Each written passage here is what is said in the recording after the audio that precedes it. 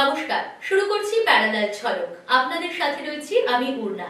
আপনারা এই প্রথম দেখছেন ডিজিটাল মিডিয়ায় বাংলায় খেলার খবরের বুলেটিন। ভারতীয় ও আন্তর্জাতিক ফুটবলের যাবতীয় খবর নিয়ে আপনাদের জন্য আমাদের বিশেষ সেগমেন্ট খেল সকার। আসন্ন মোহনবাগান নির্বাচন, একদিকে শাসক গোষ্ঠীতে দেবাশিস দত্ত, উল্টো দিকে বিরোধী গোষ্ঠীতে সৃঞ্জয় বোস। শেষ 3.5 বছরে মোহনবাগানের সাফল্য নজর কাড়া। শুধু ফুটবলের সাফল্যের পর সাফল্যই নয়, হকি থেকে ক্রিকেট সব ক্ষেত্রেই ছাপ ফেলেছে শাসক গোষ্ঠী। উল্টো দিকে মোহনবাগান সভাপতি টুটু বসুর নামের সঙ্গে মোহনবাগানীদের আবেগ জড়িয়ে রয়েছে। আবার সৃঞ্জয় বসু একটা সময় মোহনবাগানে ব্যাটন ধরেছিলেন। সৃঞ্জয় দেবাশিসের যুগলবন্দিতেই তো সঞ্জীব গোয়েঙ্কার আগমন বাগানে। কিন্তু এবারের মোহনবাগান নির্বাচনে দুজনেই বিরোধী শিবির। আপনাদের কি মনে হয়, নির্বাচন জিতে কার আসা উচিত? যুক্তি দিয়ে কমেন্ট করে জানান আমাদের। আপনাদের সেই রায় আমরা তুলে ধরব প্যারালাল ঝলকে। আসলে দেবাশিস বনাম টুম্পাই দ্বৈরথ হলেও দিনের শেষে দুজনই মোহনবাগানী, আর দুজনেই চান ক্লাবের সাফল্য। আপনাদের কি মনে হয়, কার হাতে ব্যাটন থাকলে মোহনবাগান সাফল্যের চূড়ায় থাকবে? লিখে জানান আমাদের। জামশেদপুর ম্যাচের আগে আপুইয়া এবং মনবীরকে নিয়ে চিন্তা বাড়ছে মোহনবাগান শিবিরে। সোমবার থেকে পুরো অনুশীলন করার কথা ছিল মনবীর সিংয়ের, কিন্তু কোচ হোসে মলিনার সেই পরিকল্পনা সফল হলো না। প্রতিদিনের মতো মনবীর ফিজিক্যাল ট্রেনিংয়ের পর দলের সঙ্গে অনুশীলন করতে শুরু করেন, কিন্তু এরপরই ব্যথা অনুভব করায় তাকে সাইডলাইনে ফিজিওর কাছে পাঠানো হয়। একই অবস্থা আপুইয়ারও, তাকেও সোমবার বল পায়ে অনুশীলন শুরু করানো হয়। এরপর তিনিও পায়ে ব্যথা অনুভব করেন এবং সাইডলাইনে ফিজিওর কাছে যান। দুজনেই এরপর মূল দলের সঙ্গে অনুশীলনে নামেননি, তাই সেমিফাইনাল ম্যাচের প্রথম লেগে তাদের দুজনকে নিয়েই তৈরি হয়েছে ধোঁয়াশা। সোমবার অনুশীলনেই মনবীর ও আপুইয়ার পরিবর্তন খুঁজতে শুরু করে দিয়েছেন কোচ হোসে মলিনা। মনবীরের জায়গায় রাইট উইংয়ে খেলালেন সাহাল আব্দুল সামাদকে, আর আপুইয়ার জায়গায় খেলালেন থাপাকে। তবে জুড়িদার হিসেবে দেখে নিলেন দীপক টাংরিকেও। পাশাপাশি গ্রেগ স্টুয়ার্ট এবং জেসন কামিন্স জুটিকেও খেলিয়ে দেখে নিলেন। এখন দেখার জামশেদপুরের বিরুদ্ধে প্রথম একাদশে কী পরিবর্তন করেন মলিনা। মোহনবাগানের সেমিফাইনালের প্রতিপক্ষ জামশেদপুর। খালিদ জামিলের ডিফেন্সিভ ফুটবল, তবে বিপক্ষকে নিয়ে সাবধানী হলেও দলের খেলায় আত্মবিশ্বাসী মোহনবাগান সচিব দেবাশিস দত্ত। জামশেদপুর এফসি কঠিন ম্যাচ হবে। জামশেদপুরে গিয়ে জামশেদপুরের সঙ্গে খেলা অত্যন্ত কঠিন ম্যাচ হবে। তবে আমাদের টিমও তৈরি, আশা করব ভালো ফুটবল হবে এবং মোহনবাগান যেভাবে আইএসএল শিল্ড খেলে এসছে, লিগ শিল্ড খেলে এসছে, সেভাবে খেলতে পারলে এখানেও জয়লাভ করবে। মোহনবাগান শুধু একটি দল নয়, এক পরিবার। একথা বারবার ফুটবলারদের মুখে শোনা গেছে। সোমবার তারই এক চিত্র ধরা পড়ল মোহনবাগান শিবিরে। ম্যাসিওর সুভাষ মান্নার জন্য বাইক উপহার দিলেন মোহনবাগান ফুটবলাররা। এই উপহার দেওয়ার নেপথ্যে অধিনায়ক শুভাশিস বোস এবং মনবীর সিং, তবে বাকিদেরও সহযোগিতা রয়েছে। হাসি ফুটল সুভাষের মুখে। আদতে পূর্ব মেদিনীপুরের ছেলে হলেও বর্তমানে থাকেন ব্যারাকপুরে। সেখানে স্ত্রী পুত্র নিয়ে তার সংসার। ফুটবলারদের যে কোনো দরকারে যে কোনো সময়ে সুভাষ চলে আসেন, তাই সারা বছর ধরে অক্লান্ত পরিষেবার স্মারক হিসেবে এই বাইক তুলে দিলেন ফুটবলাররা। 3 বছর ধরে সবুজ মেরুনের সঙ্গে যুক্ত সুভাষ। সবার ভালোবাসার উপহার পেয়ে আপ্লুত তিনি। তবে এই নজির মোহনবাগানের নতুন নয়। 3 বছর আগে ম্যাসিওর শেখ সিরাজের হাতে বাইকের চাবি তুলে দিয়েছিলেন ফুটবলাররা। প্র্যাকটিসের পর দীপক টাংরিকে নিয়ে স্টেডিয়ামে চক্করও দিলেন সুভাষ। 3 তারিখ সেমিফাইনালের প্রথম লেগ জামশেদপুরে, আর জামশেদপুর তার টিকিট বিক্রি শুরু করে দিল সোমবার থেকেই। 50 টাকা থেকে 3000 টাকা পর্যন্ত টিকিটের দাম রাখা হয়েছে। কিন্তু আইএসএলে জামশেদপুর স্টেডিয়ামে বসে খেলা দেখা নিয়ে সমস্যা হয়, সেটাকে মাথায় রেখে মোহনবাগান সচিব কথা বলছেন জামশেদপুর কর্তৃপক্ষের সঙ্গে। মনে হয় আইএসএল কর্তৃপক্ষ শীঘ্র এবার ব্যবস্থা নেবে। আমরাও জানাবো ওদেরকে, যাতে আমাদের সমর্থকদের একটা আলাদা জায়গা, একটা আলাদা ব্লক করে দেওয়া হয়। আর আমাদের সমর্থকদেরও বলবো যে আপনারাও মোহনবাগানীদের মতো ব্যবহার করবেন, মোহনবাগানের মতো আচরণ করবেন, এবং তাহলে আমার মনে হয় না কোনো রকম গণ্ডগোল হবে। ইস্টবেঙ্গলের ফুটবল হেডের দায়িত্ব নিয়েছে। ইস্টবেঙ্গলের মহিলা দলের খেলা দেখতে কল্যাণীর মাঠে থংবই সিংটু। আসলে শুধু সিনিয়র টিম নয়, লাল হলুদ ফুটবলের সব দিকটাই দেখবেন থংবই। সেই কাজটাই শুরু করে দিলেন তিনি। তবে দল গঠনেও অস্কারকে সহযোগিতা করে চলেছেন তিনি। স্কাউটিংয়ে ইতিমধ্যেই কাজ শুরু করেছেন। 3 তারিখ শহরে ফিরছেন ইস্টবেঙ্গল কোচ অস্কার ব্রুজো। তারপর কোচের সঙ্গে আরও এক প্রস্তুত বৈঠক করে ফুটবলার রিক্রুটের দিকেও লাল হলুদকে সাহায্য করবেন সিংটো। আসন্ন মৌসুমে দল গঠনে বড়সড় চমক দিতে চলেছে ইস্টবেঙ্গল। শোনা যাচ্ছে এখন থেকেই সেই প্রস্তুতি নাকি শুরু হয়ে গেছে। গতবার জিকসান সিং এবং আনোয়ার আলীকে নিয়ে চমক দিয়েছিল লাল হলুদ ব্রিগেড।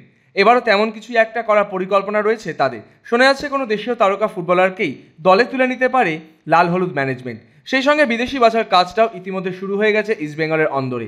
বেশ কয়েকটা নামও নাকি ইতিমধ্যে এসে গেছে তাদের কাছে। তবে কোচের সঙ্গে সমস্তটা আলোচনা করেই চূড়ান্ত সিদ্ধান্ত। আগামী 3রা এপ্রিল শহরে ফিরছেন কোচ, শুরু হবে সুপার কাপের প্রস্তুতি। সেই ফাঁকেই যে বিদেশি বাছার কাজটাও আরম্ভ হয়ে যাবে তা বলাই যায়। ইস্টবেঙ্গল নিয়ে এই মুহূর্তে বিতর্কের আগুন জ্বলছে। সেই আগুনেই ঘি ঢাললেন লাল হলুদের প্রাক্তন কোচ স্টিফেন কনস্ট্যান্টাইন। ইস্টবেঙ্গলের বিদেশি বাছা নিয়ে কার্যত তোপ দাগলেন তিনি। এমনটা চলতে থাকলে ইস্টবেঙ্গলের আগামী দিনেও আইএসএলের সাফল্য আসবে না বলেই মনে করছেন স্টিফেন কনস্ট্যান্টাইন। এবারের আইএসএলেও 9 নম্বর স্থানে শেষ করেছে ইস্টবেঙ্গল। প্রতিযোগিতার মাঝপথ থেকেই লাল হলুদের বিদেশি ফুটবলারদের নিয়ে বহু প্রশ্ন উঠে গিয়েছিল। বিশেষ করে আইএসএলে ইস্টবেঙ্গলের যাত্রা শেষ হওয়ার পর বিদেশি ফুটবলার বাছা নিয়েই জোরালো প্রশ্ন করেছিলেন প্রাক্তন থেকে বিশেষজ্ঞরা। এবার সেই প্রসঙ্গে মুখ খুলছেন স্টিফেনও। ফুড অ্যান্ড ফুটবলে দেওয়া এক সাক্ষাৎকারে ইস্টবেঙ্গলের ফুটবলার বাছার পদ্ধতি নিয়েই তিনি প্রশ্ন তুলেছেন। তিনি আরও অভিযোগ করেছেন যে অনেক সময় নাকি কোচ জানতেই পারে না কোন ফুটবলার নেওয়া হচ্ছে। যারা এই কাজের সঙ্গে যুক্ত তারা নাকি সেভাবে টেকনিক্যালি দক্ষ নয় বলেই মনে করেন কনস্ট্যান্টাইন। এছাড়াও ইস্টবেঙ্গলের টাকার একটা সমস্যা আছে বলেও জানিয়েছেন প্রাক্তন ভারতীয় দলের কোচ। তার মতে যে বাজেট অনেক সময় করা হয় তা নাকি ভালো ফুটবলার নেওয়ার জন্য একেবারেই সঠিক নয়। কনস্ট্যান্টাইনের এই মন্তব্যের পর যে ইস্টবেঙ্গলের চিন্তাটা আরও একটু বাড়ল তা বলাই যায়। এবার মেডিকেল টিমে বদল আনতে চলেছে ইস্টবেঙ্গল।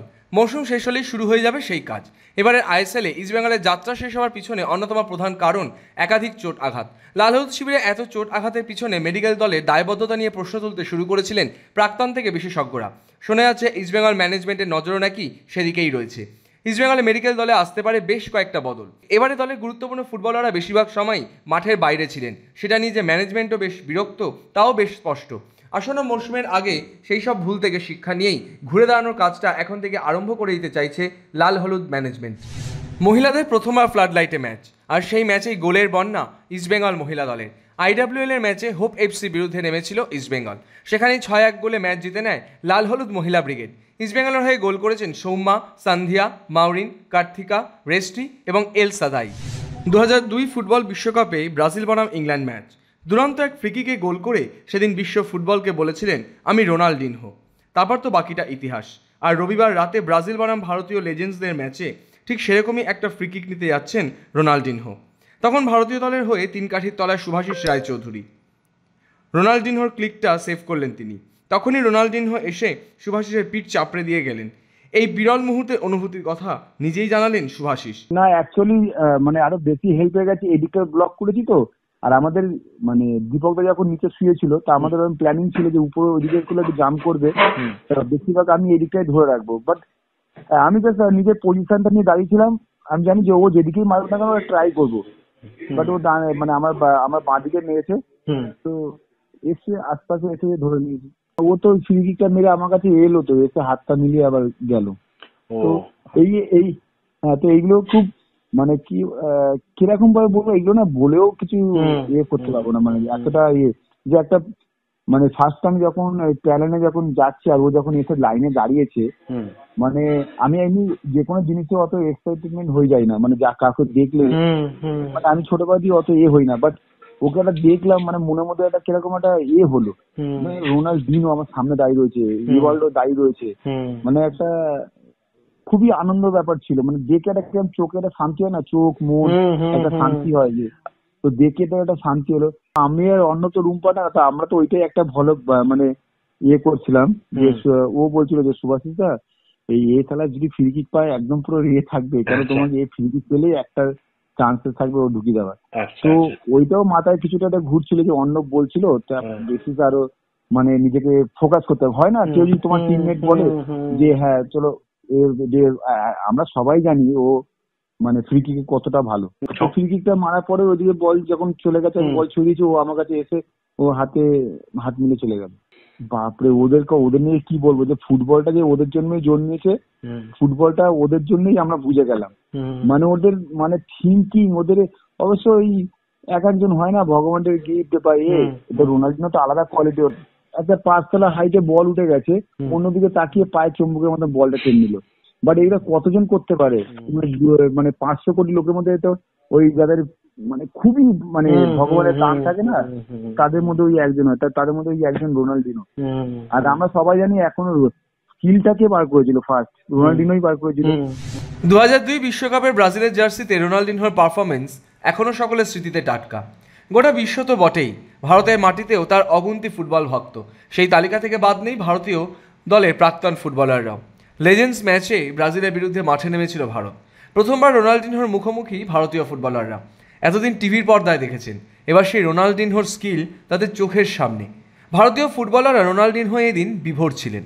বিপক্ষে খেলতে নামলেও মেহতাব, অ্যালভিটোরা মাঠে যেন দর্শক হিসেবেই তার ফুটবল শিল্প এদিন উপভোগ করছিলেন। বলার মতন না, ও রোনাল্ডিনিও আলাদা আলাদা আলাদা প্ল্যানেটের। যদি বলো, আমরা মেসি রোনাল্ডোকে নিয়ে অফকোর্স মাতামাতি করি, কিন্তু যদি আরো একটু বেশি দিন খেলতে পারতো আমার মনে হয় সবাইকে ছাপিয়ে চলে। He is a complete player. একটা কথা যদি বলা হয় সেটা আমি একটাই ওয়ার্ড বলবো, সেটা হচ্ছে অসাধারণ। জাস্ট ভাবছিলাম এই বয়সে ওর যা স্কিলস, ওই বয়সে ওর যা বল রিসিভিং, পাসিং, সবকিছুই, মানে জাস্ট ভাবছিলাম পিক ফর্মে ও হয়তো অপোনেন্টদেরকে পাগল করে দিয়েছে। সামনের দিকে কালকে আমরা দেখলাম, আমরা ওটাই আলোচনা করছিলাম, কেমন রিসিভিং করছিল, কেমন পাস বাড়াচ্ছিল, মানে সামথিং মাইন্ড ব্লোয়িং। এটা সব থেকে বড় জিনিস হচ্ছে রোনাল্ডো, যাকে আমরা রোনাল্ডিনোকে চোখের সামনে দেখেছি ওয়ার্ল্ড কাপ আর, এটা তো মানতে হবে যে ব্রাজিলের যদি তোমার টপ মনে করো 5টা যদি প্লেয়ার বলা হয় তার মধ্যে রোনাল্ডিনো আছে। সেই প্লেয়ারটার সঙ্গে খেলাতে অবশ্যই একটা অনুভূতি আলাদা। যেটুকু মাঠে খেলেছে, দেখো আমরা হয়তো খেলেছি ওদের সঙ্গে, কিন্তু আমরা ওর খেলা দেখছিলাম। লা লিগায় রবিবার রাতে অবিশ্বাস্য এক ফুটবল রূপকথা রচনা করল বার্সেলোনা। জিরোনাকে 4-1 গোলে হারালো তারা। 60 মিনিট পর্যন্ত 1-1 সমতায় থাকা ম্যাচের গতিপথ বদলে দিল রবার্ট লেভানডস্কির জোড়া গোল। ম্যাচের 86 মিনিটে গোল করে ব্যবধান আরও বাড়ালো ফেরান তোরেস। এই জয়ের ফলে রিয়াল মাদ্রিদকে 3 পয়েন্টের ব্যবধানে পিছনে ফেলে পয়েন্ট টেবিলের শীর্ষস্থান ধরে রাখল হান্সি ফ্লিকের দল। 29 ম্যাচে বার্সেলোনার পয়েন্ট 66। অন্যদিকে সমান ম্যাচ খেলে 63 পয়েন্ট নিয়ে 2 আছে রিয়াল মাদ্রিদ। এফএ কাপের কোয়ার্টার ফাইনালে বর্নমাউথের ঘরের মাঠে 21 মিনিটে পিছিয়ে পড়েছিল পেপ গুয়ার্দিওলার দল। তখন কি ম্যানচেস্টার সিটির সমর্থকদের মনে হয়েছিল 2016-17 মরশুমের পর এবারই হয়তো প্রথমবারের মতো খালি হাতে মরশুম শেষ করতে হবে? মনের মধ্যে এমন কোনো আশঙ্কা জেগে থাকলেও তা নিশ্চিতভাবে কেটে গেছে বিরতির পর। ম্যাচের 49 মিনিটে আর্লিং হাল্যান্ড এবং 63 মিনিটে ওমরের গোলে 2-1 ব্যবধানে জয় তুলে নিয়েছে সিটি। আগামী 26 এপ্রিল সেমিফাইনালে তাদের প্রতিপক্ষ নটিংহাম ফরেস্ট। এই নিয়ে এফএ কাপের ইতিহাসে প্রথম দল হিসেবে টানা 7বার সেমিফাইনালে উঠল ম্যানচেস্টার সিটি। লিওনেল স্কালোনির কাছে হারলেই নাকি চাকরি যায় ব্রাজিল কোচেদের, এমন চাপা গুঞ্জনই এখন ভাসছে বিশ্ব ফুটবলের মঞ্চে। 2018 সালের নভেম্বরে আর্জেন্টিনায় স্কালোনি অধ্যায় শুরু হওয়ার পর থেকে এখনও পর্যন্ত 3 জন কোচ পাল্টে ফেলেছে ব্রাজিল। 2023 সালের 22 নভেম্বর মারাকানায় বিশ্বকাপ বাছায় স্কালোনির আর্জেন্টিনার কাছে 1-0 গোলে হেরে চাকরি গিয়েছিল ব্রাজিল কোচ ফার্নান্ডো দিনেজের। তাকে সরিয়ে দরিভালকে কোচ করেছিল সিবিএফ, কিন্তু সেই দরিভাল জুনিয়রের পরিণতিটাও তো একই। গত মঙ্গলবার বুয়েন্স এইরেসে স্কালোনির দলের কাছে 4-1 গোলে বিধ্বস্ত হওয়ার পর বরখাস্ত হতে হলো তাকেও। তবে কি স্কালোনির কৌশলের সামনে কার্যত দাঁড়াতেই পারছে না ব্রাজিল কোচেরা? এ প্রশ্নও উঠছে। বিশ্বজুড়ে 22 গজে নানান রকম খবর, ক্রিকেটের সেই সমস্ত খবর নিয়ে আমাদের বিশেষ সেগমেন্ট লিগ ছক্কা।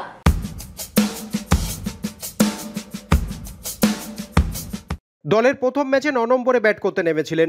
রবিবার রাজস্থান রয়্যালসের বিরুদ্ধে ব্যাট করতে নামলেন 7 নম্বরে। চেন্নাই সুপার কিংসের কোচ স্টিফেন ফ্লেমিং জানাচ্ছেন, হাঁটুর অপারেশনের পর ধোনি নিজের ফিটনেস এবং ইচ্ছের মধ্যে একটা ভারসাম্য আনার জন্য পরে নামছেন। একই সঙ্গে দলের নতুন এবং তরুণ প্রজন্মের খেলোয়াড়দের সুযোগ করে দেওয়ার জন্য তাঁর এই সিদ্ধান্ত। রাজস্থান রয়্যালসের বিরুদ্ধে 6 রানে হারের পর চেন্নাই সুপার কিংসের অধিনায়ক ঋতুরাজ গাডওয়ানের ব্যাখ্যা, ব্যাটিংয়ের শুরুটা খুবই খারাপ হচ্ছে আর দুর্বল ফিল্ডিংয়ে হারের মূল কারণ। বহুদিন পর দুজনের দেখা, মহেন্দ্র সিং ধোনি আর রাহুল দ্রাবিড়। রবিবার আইপিএলের ম্যাচে চেন্নাই সুপার কিংসকে 6 রানে হারানোর পর রাজস্থান রয়্যালসের কোচ দ্রাবিড়ের মুখোমুখি ধোনি। দুজনে একসঙ্গে বহু বছর জাতীয় দলে খেলেছেন। রাহুল এখনও ক্যাচ হাতে হাঁটছেন, ধোনি এগিয়ে গিয়ে তাকে জড়িয়ে ধরলেন। সোশ্যাল মিডিয়ায় যথারীতি ভাইরাল সেই ছবি। আইপিএল চলাকালীনই কয়েকটি নিয়ম বদলের দাবি শার্দুল ঠাকুরের। ব্যাটিং এবং বোলিং উভয় ক্ষেত্রেই ভারসাম্য বজায় রাখার বার্তা দিলেন লখনৌ সুপার জায়ান্টসের এই ক্রিকেটার। বিশেষ করে আইপিএল থেকে ইম্প্যাক্ট প্লেয়ার এবং হাই স্কোরিং পিচের প্রবণতা বন্ধ হওয়া উচিত বলেই মনে করছেন শার্দুল। তার মতে ব্যাটার এবং বোলারদের মধ্যে একটা ভারসাম্য আনার প্রয়োজন রয়েছে। এবারের আইপিএলে এখনও পর্যন্ত বেশিরভাগ ম্যাচেই 200-র ওপর রান হয়েছে এবং বেশিরভাগ মাঠেই হাই স্কোরিং পিচ তৈরি করা হচ্ছে। এই ধারায় বদলের ডাক দিচ্ছেন শার্দুল। জসপ্রীত বুমরাকে নিয়ে অপেক্ষা এখনই শেষ হচ্ছে না মুম্বাই ইন্ডিয়ান্সের। এনসিএতে রিহ্যাব শুরু করলেও শোনা যাচ্ছে আগামী 2 সপ্তাহের মধ্যে মাঠে ফেরার কোনো সম্ভাবনা নেই মুম্বাই ইন্ডিয়ান্সের এই স্পিড স্টারের। এই মুহূর্তে এনসিএতে রয়েছেন তিনি। বোলিংয়ের পাশাপাশি ওয়ার্কলোড ম্যানেজমেন্টের ওপরই আপাতত কাজ করছেন জসপ্রীত বুমরা। আগের থেকে এখন অনেকটা সেরে উঠলেও এখনই মাঠে নামার মতো পরিস্থিতিতে নেই এই ভারতীয় দলের স্পিড স্টার। আগামী 2 সপ্তাহ তো বটেই, বুমরা আদৌ এবারের আইপিএলে নামবেন কিনা সেটাই দেখার। ফুটবল ক্রিকেটের খবরের বাইরেও খেলার দুনিয়ায় রয়েছে আরো নানা রকমের খবর, আর সেই সব খেলার খবর নিয়ে আমাদের বিশেষ সেগমেন্ট উইং প্লে।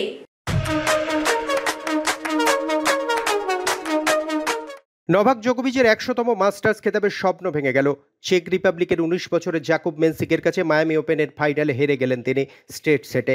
মেন্সিকের বিশ্ব র্যাঙ্কিং 54, কেরিয়ারের প্রথম এটিপি খেতাব জয় তাঁর। এর চেয়েও তাৎপর্যপূর্ণ জয়ের পর মেন্সিকের প্রাপ্তি জোকোভিচের প্রশংসা। জোকোভিচ বলেছেন, আমি হেরে কখনো খুশি হই না, কিন্তু আজ খুশি, কারণ মেন্সিক বিশ্বের গুটি কয়েক তরুণ খেলোয়াড়দের মধ্যে একজন যার বিরুদ্ধে হেরে হতাশ লাগে না। আগামী দিনে বিশ্ব টেনিস যারা শাসন করতে পারে তাদের একজন মেন্সিক। ভিনেশ ফোগাটকে তোপ যোগেশ্বর দত্তের। কুস্তির ম্যাট ছেড়ে বিরোধী দল কংগ্রেসের হয়ে রাজনীতির আখড়ায় নেমেছেন, বিধায়কও হয়েছেন।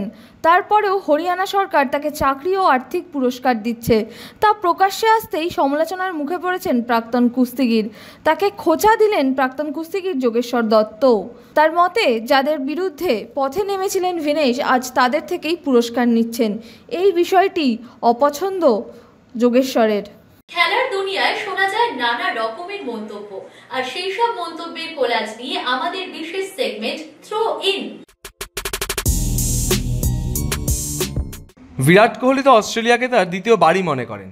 সেই কারণেই তাকে আমি অস্ট্রেলিয়ার কয়েকটি জায়গার ভ্রমণসূচি দিচ্ছি। সেখানে তিনি ক্রিকেটের স্বাদ, অ্যাডভেঞ্চার সহ সংস্কৃতি সব কিছুই পাবেন।